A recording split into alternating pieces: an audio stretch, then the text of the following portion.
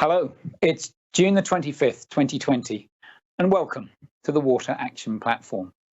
This is your platform where you, the global water sector, can share your experiences and ask those burning, nagging questions about COVID-19 or anything else that's water-related that others around the world might be able to answer. During this short webinar, I'm going to summarize the key questions and comments which have been shared over the last 2 weeks. This week, we also have a sector expert slot and a technology showcase slot.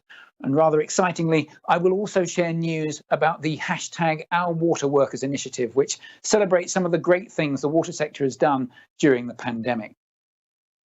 As always, I will only share short highlights here, but the links to the full articles, interviews and reference papers will be available on the Water Action Platform website or via the slide deck, which I will circulate to all of you later today. To avoid technical challenges with live streaming, we pre-recorded this broadcast just before it was released. But there is a live chat function which you can access by clicking on the purple triangle with 3 dots to the far right of your screen. Clicking on the X will remove the triangle and the chat, and will return you to the full screen. Now, this platform is dedicated to the collaboration and knowledge sharing within the water sector. It is open to all and free at the point of use. It is kindly supported by the wonderful sponsors who include academic institutions, investors, IFIs, corporates, trade associations and utilities. I thank you all. As you know, we have a number of knowledge forums. These include both WhatsApp groups for those people who like their feedback to be instantaneous, and email groups for those who like to cogitate on things for a little bit longer. You are welcome to join all, some or none of these groups. If you are not yet registered on the Water Action Platform, please visit our website or just email me. So, without further ado, let's crack on. As usual, we start with a summary of the highlights from the various WhatsApp and knowledge forum chats. So we always like to start with an engaging infographic, and this week it's this map of spreading routes in Brazil. Note the importance of the airline routes. These air travel corridors are the main routes for infection. Also, note that many of the areas with indigenous populations, the green parts on the map, are currently unaffected. Long may that last, as I suspect those people are poorly equipped to cope with the pandemic. Now, sticking with the theme of how the virus has spread, the widely accepted fact is that after forming in China, the virus first appeared in Europe, in northern Italy, in mid-February. This is the assumption that we've all been working to for the last few months.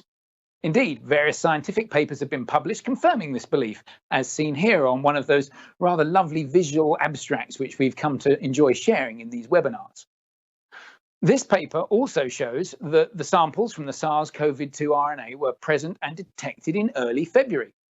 However, in the past couple of days, doubt has been cast over whether this is the real virus history. One of the truly surprising findings from this week has been evidence to suggest that the virus was present in Europe, in Italy specifically, late last year, i.e. in December, 2 months before what was previously thought.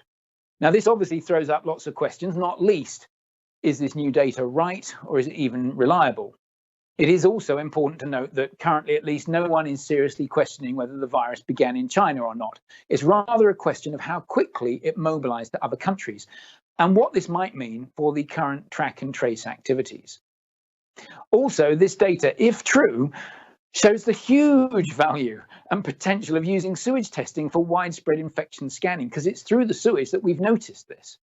We will, of course, continue to monitor and report on this very interesting topic for you. Moving now to something a little different. The engineering consultancy and contractor Black & Veatch recently surveyed 300 US utilities. Now, the survey was done in March, just as the pandemic was getting traction in North America. And their survey showed some really interesting things, not least that when asked, what are your most significant resilience concerns, almost 84% of them quoted natural or man-made disasters, such as the pandemic, with only 56%, referring to infrastructure. And you can see that from the figure down the side here, which was taken directly from their report. They also found that most utilities were very good at gathering data, but only 20% thought that they were good at using that data, indicating enormous scope for using data analytics to better optimize operations. Now, the report concluded that that almost 30 billion of water utility revenues would be lost in the USA. Now that figure is important because it's twice the number that we reported here only a few weeks ago, indicating two important things to me. First, no one knows what the real financial impact will be. The best we can do is estimate it to the nearest 5 million. What we do know is it's going to be huge.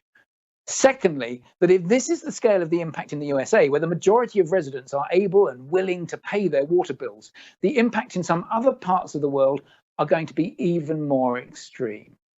As the Black and Veatch report notes, this is the time of great challenge, and with it comes an opportunity to drive change that will be fueled by innovation. Now, staying with the topic of funding challenges, two somewhat counter responses on how best to deal with it have been shared on the WhatsApp chats this week. On the one side, we have a call for more privatization, reform state-owned enterprises to avoid a COVID-19 debt and investment crisis.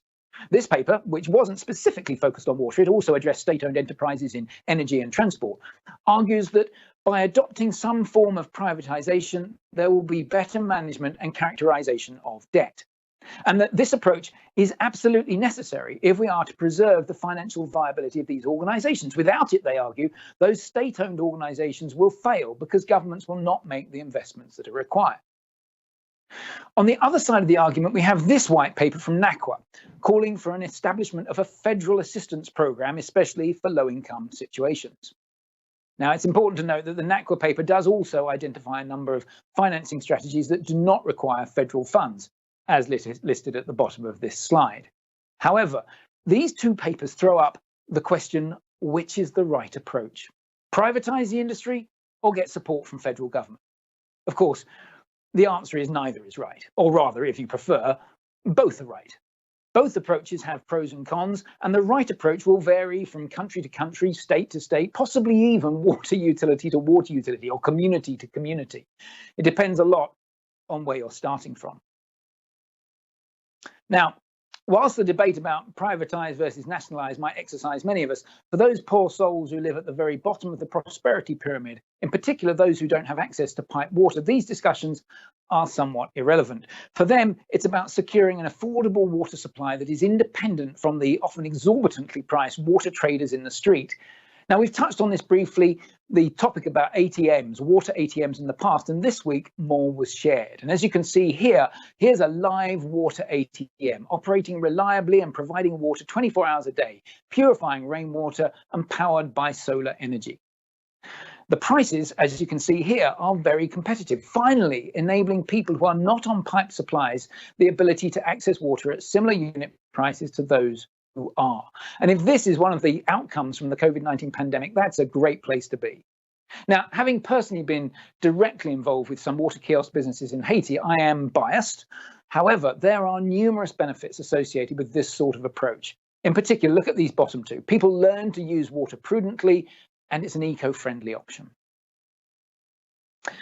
Moving now to sanitation. I'd like to share with you some of the work that the Water Supply and Sanitation Collaborative Council, or the WSSCC, have been doing. I highlight them here because what they're doing is something incredibly important and, I believe, substantially different to many other NGOs. So what do they do? Well, you can read it on the slide. We are keeping our focus on sanitation, hygiene, and menstrual health for those left behind and least able to respond. Now, in the report that's referenced here, the WSSCC looked at the best practices across 13 countries, and they highlighted the key findings. So, for example, in Cambodia, they have the most senior person, the Prime Minister, heading the National Commission against COVID-19. In Madagascar, they have a high-profile media campaign. But it's the work in India where they're putting focused attention on the issues around menstrual health and hygiene, which is where I feel their impact is most impressive. Menstrual hygiene has often been overlooked, even outside the pandemic. And to have a taboo around something which affects 50% of the world's population is clearly nonsensical. And I absolutely applaud the WSSCC for their ongoing efforts. Now we come to a question which was incredibly popular on the chat this week. It came from Sandra Cook at the Canadian Water Network, and she was asking for information on the costs associated with implementing an epidemiological surveillance system. It proved to be an incredibly popular question with lots of requests for similar information. We don't yet have a fully comprehensive answer, but we did get two good responses. First, the response from Jenny Lawler in Qatar. Now, Jenny works in a research institution, but she noted that the most utilities will not have laboratory facilities appropriate for detailed pathogen and viral analysis.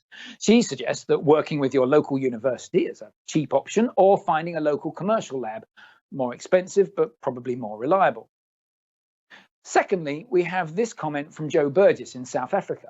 Now, Joe notes that there are 4 classifications of laboratory, with the level 4 being the most stringent.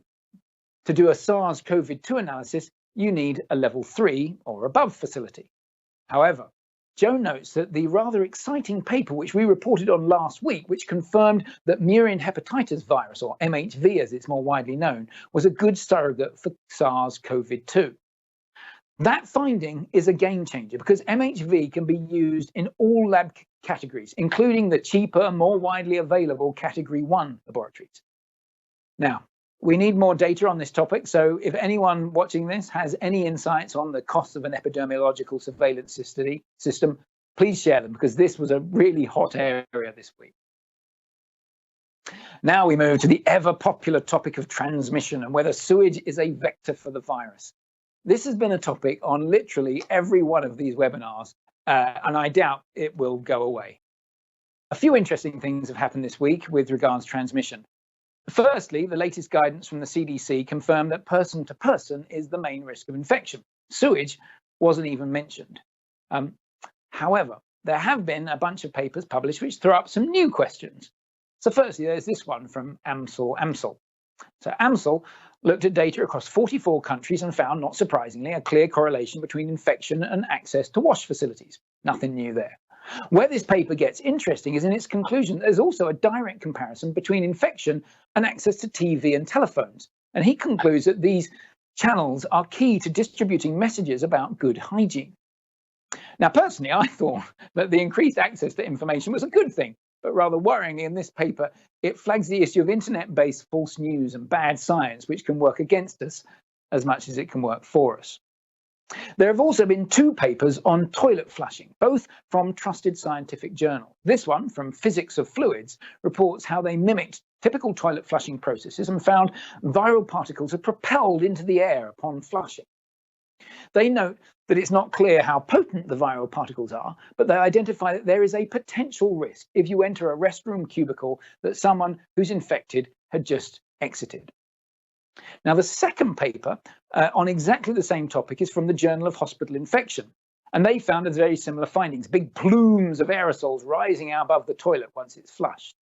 However, while they note that the flushing toilets can be a transmission risk, they're not saying that it is.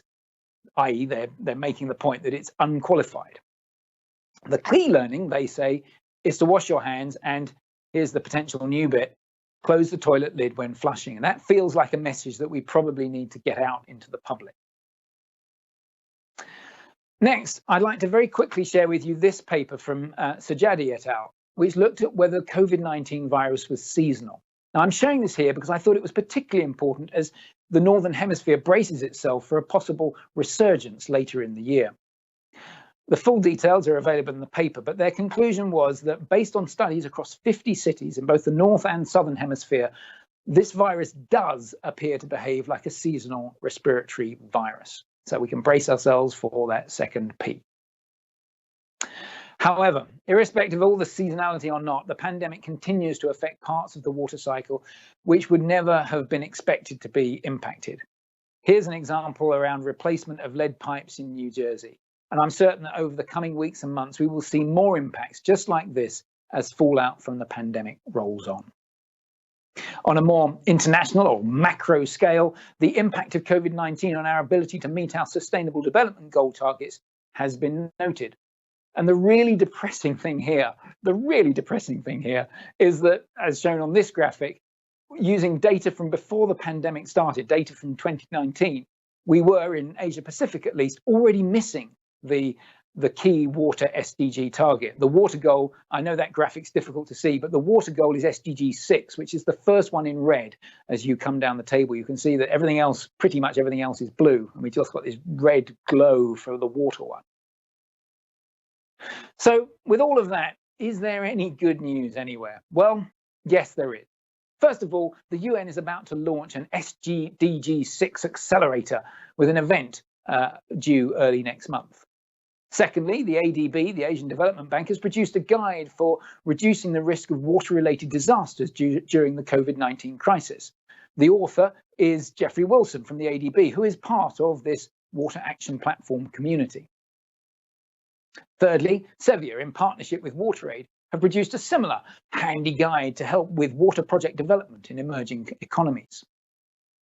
Fourthly, we come to the hunt for vaccines. Now, gold has not yet been found, but it feels like we're getting closer. 2 vaccines are now in the large-scale efficiency test phase, and the race to have a vaccine ready by 2021 is still very much active. And fifthly, there is some environmental good news. The Yellow River in China, which serves over 10% of the Chinese population, has shown some pretty dramatic improvements in water quality, with good water classification now applying to almost 80% of the river. That's up 6.5% from this time last year. Now, what I liked most about this report was that it was in a Chinese national paper, and it called for action not to let these hugely important positive environmental gains be lost as we come out of lockdown. Now, hopefully on that positive note, I can bring this week's WhatsApp updates to a close.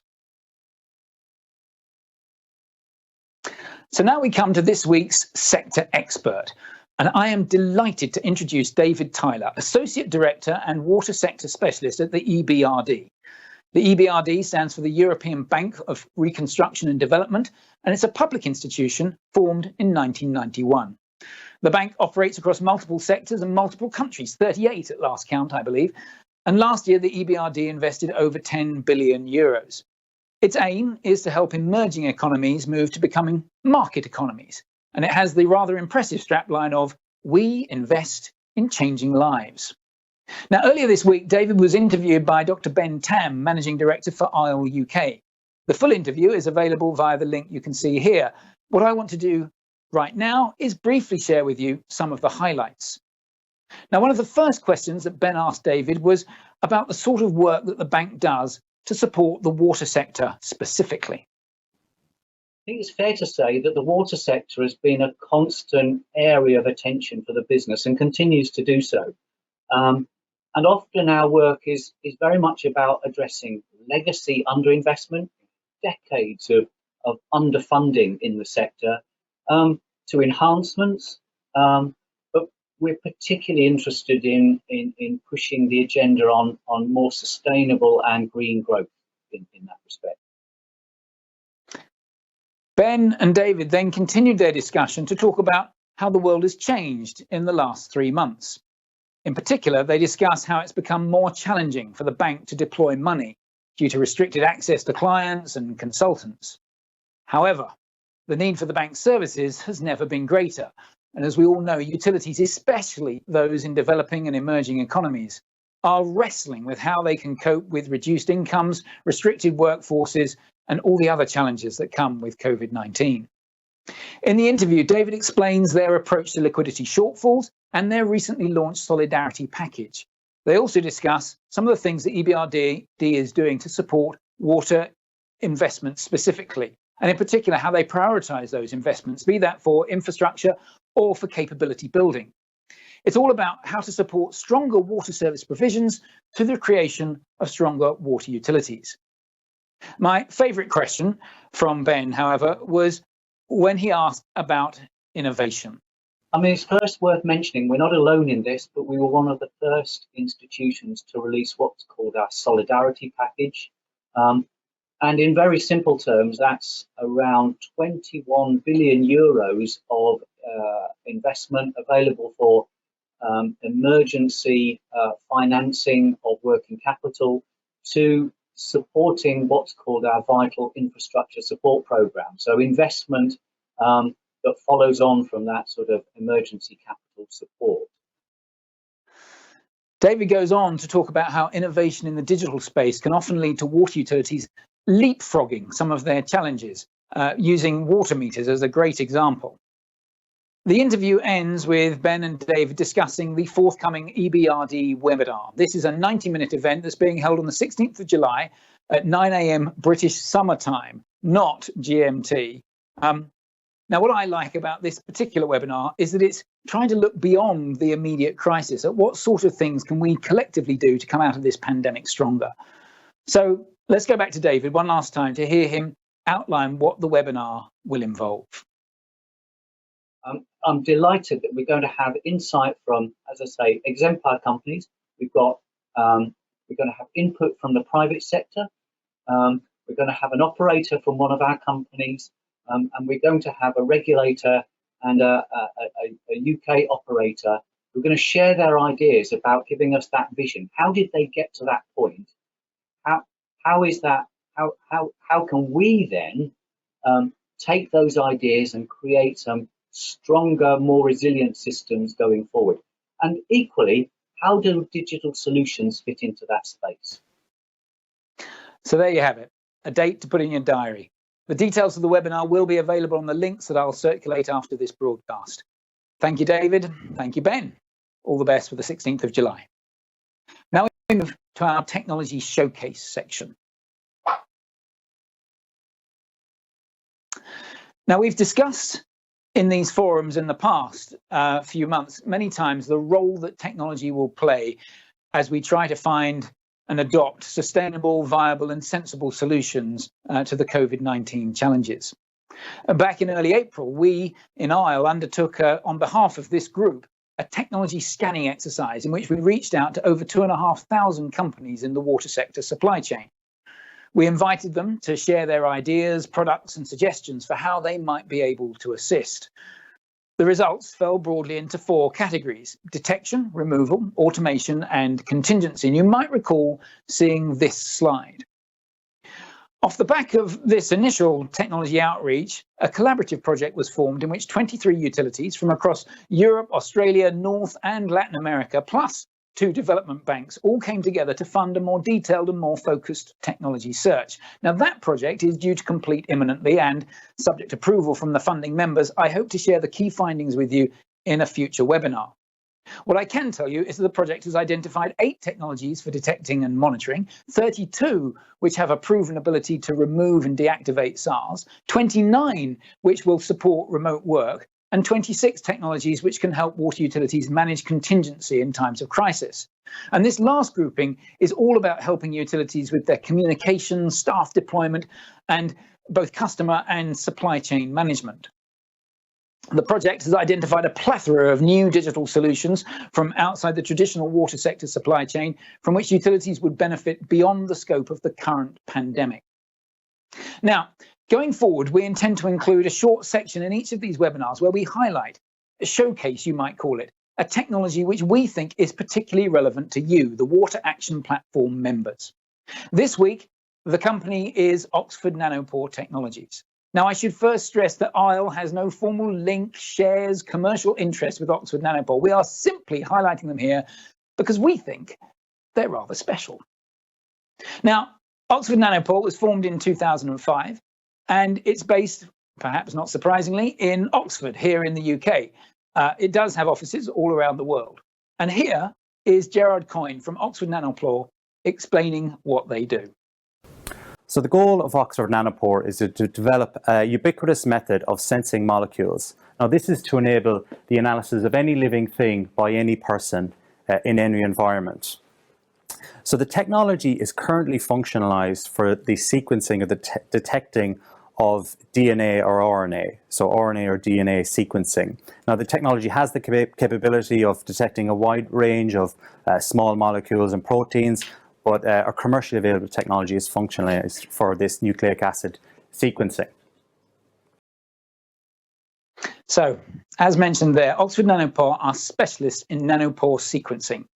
What is nanopore sequencing, I hear you ask? Well, according to Oxford Nanopore, it is the only technology that offers direct sequencing of native DNA and RNA and real-time monitoring. So, how does it work? Well, here's Gerrard again. So what we take, as you probably guessed from the company name, we take nanopores. What are nanopores? They're essentially small holes.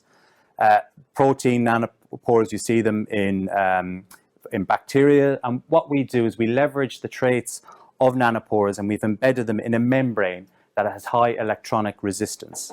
When you apply a potential or a current, you will get a flow of ions moving only through the aperture, as you can see here.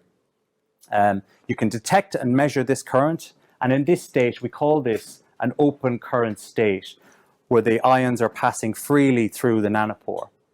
When you introduce an analyte, as you can see here, in this case represented by a red dot, you can see how there is now a disruption in the flow of current, and you can see this step change here. When you introduce a different analyte, in this case represented by a blue dot, you can see how there is now a characteristic change in the current to reflect that there is now a different analyte present in the nanopore. So simply, nanopore sensing is the detection, measurement and characterization of this disruption in current. So basically, they can identify the DNA or RNA of microorganisms or viruses in a liquid, be that sewage, water, milk, blood, whatever, by looking at the resistance that is created across a nanomembrane. And different DNA and RNA molecules create different electrical resistances. Now, as many of you know, for the last 10 years, ISLE has run a series of technology forums called technology approval groups. And it's through these tags that we help water utilities identify and adopt new technology. If you want to know more about those, then please contact me separately. But Oxford Nanopore has been active in the water sector for a good few years now, and it was through one of those those technology approval group presentations that I first became aware of them. Indeed, those previous clips have all been taken from their tag presentation. I remember seeing Oxford Nanopore and thinking that it was a great technology, but that it was looking for its killer application, at least in the water sector it was. It's used for loads of important stuff outside of water. Now, clearly, with the ongoing discussions around monitoring of SARS-CoV-2, RNA in wastewater, and the potential that this offers as an early detection system, that killer application might now be with us. Now, if you want to know anything more, please visit the Oxford Nanopore website or contact Gerrard Coyne, the nice young man on the videos, or indeed click on the link that will be included with this slide deck that will take you to that tag presentation, and you'll see in full detail his presentation. Failing that, you can drop me an email and I will make a connection directly for you. And finally, we come to a little celebration. It's time to recognise some of the fantastic things that people within the water sector have been doing over the past few months. And earlier in June, the clever people at GWI, Global Water Intelligence, came up with the idea of the #ourwaterworkers social media campaign. Now, this campaign is to recognise just how spectacular some of the water sector people have been during the pandemic, keeping the taps running and the toilets flushing, despite having to deal with our own workforce sort of health challenges. This campaign is all about recognising the frontline heroic contribution that's been made by certain parts of the water sector. GWI have created this rather beautiful heart-shaped badge onto which they encourage organisations to add your own logo and wear this pin with pride. As Christopher Gasson, Chief Executive for GWI, noted, our industry is at an inflection point. We are either going to emerge financially battered and struggling for our place on the political agenda, or we're going to come away empowered by our mission to protect public health. And getting the public to care may make the difference here, hence this campaign. It's being launched today on the 25th of June, and I encourage you to participate. Please join us in posting pictures and stories on the #ourwaterworkers site.